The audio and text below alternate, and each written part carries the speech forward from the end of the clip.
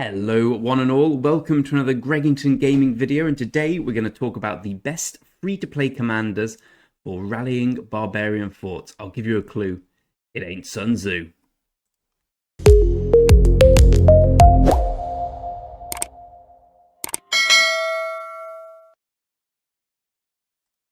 So if not Sun Tzu, I hear you scream, who is it? Who is the best barbarian fort rallying commander? Well, there's a simple answer to that. Thutmose. Thutmose is the best commander for... Just been told it's not Thutmose, and I should stop getting off with Thutmose. Right, okay. I'll stop that. It's Boudicca. The answer is Boudicca, and we will go into why. Barbarian forts look unsuspecting. You know, I guarantee 90% of people don't read this, because I didn't for a long time. But point 4 is very important here. Barbarian forts are garrisoned by countless warriors, countless. Their attack will not decrease during the battle. So, in simple layman's terms that even I can understand, the longer the battle goes on, the worse it is for you, because the more your troops decrease and thus do less damage. Whilst the barbarian troops, they admittedly decrease, but they still do the same output of damage. So you want to get in, get out quickly. The reason Minamoto, our free-to-play villain of this series, is so strong at rallying barbarian forts is because when expertise, or even when not expertise, he has a 1400 direct damage factor and a chance to deal extra damage per second.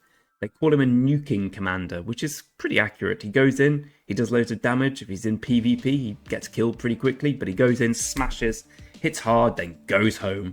And that's what we're looking for barbarian forts. Unfortunately, we do not have access to Minamoto, so with Boudicca, we have basically a budget Minamoto for barbarian forts. She does the grand sum of 1000 direct damage to a single target when expertised, which in epic commander terms is really, really good. I believe it is only bettered by one commander, the very underused for reasons. He's alright. But he's not really that relevant. Osman, who does 1100 direct damage to the target. So why am I not recommending Osman? I'll tell you for why.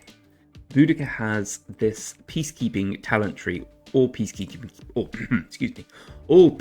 commanders do, as you'd imagine, which includes a Mighty Force option, giving a 9% damage boost, which pretty much puts her on a level par with Osman.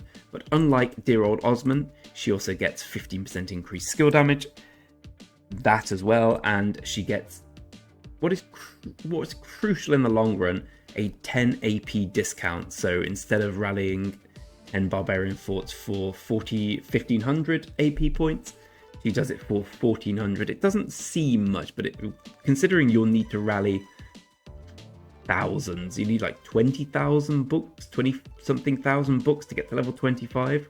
You'll get 2 books on average, so you're going to be taking part in 10,000 barbarian fort rallies. Just come to terms with that now. So this 10 AP bonus really does make a difference. So why Boudicca instead of any of the other peacekeepers? Let's select peacekeepers and look why. Well, the main reason, in fact, pretty much the obvious reason, is her direct damage is so much better. Lohar's 450, Belisarius 450. Yeah, that's it, right? She does twice as much damage as both of them. Yes, there are better options, I believe, at Legendary. The Legendary Peacekeeping Commander that is Chow Chow does a massive 1400 direct damage factor. So, in fact, does Pyrrhus, the new commander, the 1400 damage dealing infantry, the one who actually opens up the possibility of doing barbarian fort rallies with infantry before KVK3, which has been unheard of until now. Like, you had Sun Tzu, you had Martel, you had Richard. Like, well, that's not that good. Well, that's not that good. Martel's is pretty good. It does. He does take a lot. Martel does absorb a lot of damage, but same problem we were talking about before. Instead of actually dealing damage, he just soaks it up. So he just makes the fight go on for longer, which means the fight goes on for longer, you get weaker, barbarian forts stay the same. Hence the need to smash them early and smash them hard. Ethel is the other consideration. I think Boudicca is better because she does 200 more damage, but the attack, defense, and health reduction, it doesn't look like it happens on the map for some reason against Barbarian force, but it does actually take effect. If you go and look at the battle log, you'll see that the attack, damage, and health reduction does take effect. I would therefore recommend, unless you have an abundance of good gold commanders, unless you have a Pyrrhus, a Chow Chow lying about, that Ethel probably is a good secondary. Any alternative to that is the gold key commander you're working on.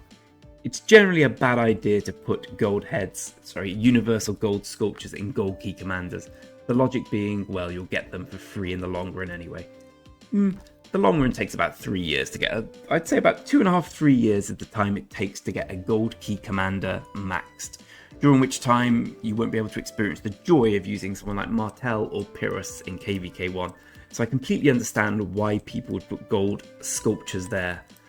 But with the likes of Boudicca, with the likes of Ethel, obviously is someone you get for free, every player of the game, whether you play a penny, millions, will have access quite early on to an expertise Boudicca.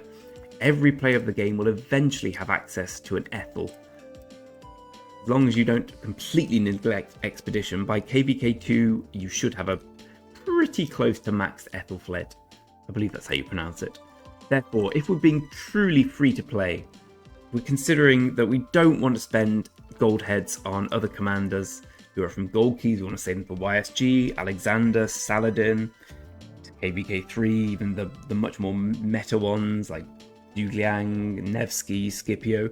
If we're spending our gold heads on Pyrrhus to get Pyrrhus up, we're not going to have them later. Therefore, if you've got Pyrrhus, brilliant. If you've got him 5-1-1-1, 5-5-1-1, you've got Chow Chow the same, brilliant, use them. They're better than Boudicca. But if you don't, if you're playing the true grindy free-to-play, let's save everything for a rainy day style, Boudicca and dear old Ethelfled are the best duo, in my opinion, for rallying Barbarian forts. Oof. If you've got someone like Thutmose lying around someone who may have put gold, even though I've just advised everyone not to, I may have put some gold sculptures in. Yeah, Thutmose is perfectly good for it as well. Direct damage of 1,000. I mean, there's some other commanders from early on in the game with decent direct damage. I guess, actually, Chow Chow and Pyrrhus are the other two. There's no one... I mean, Mehmed does nothing, right? Mehmed does a little bit of damage, but...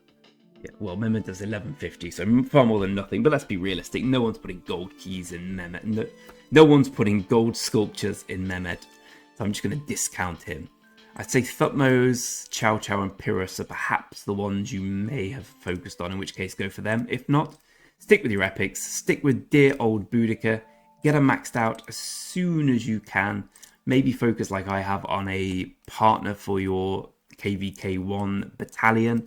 Once that's done, putting purple heads in Boudicca is never a bad idea. You're not going to run out of purple heads. You may be short on them in the interim, but trust me, when you've been playing for 9 months, you'll have all the purple commanders max. You'll have 800 purple heads, and you'll be thinking, yeah, I wish I could trade these for gold heads.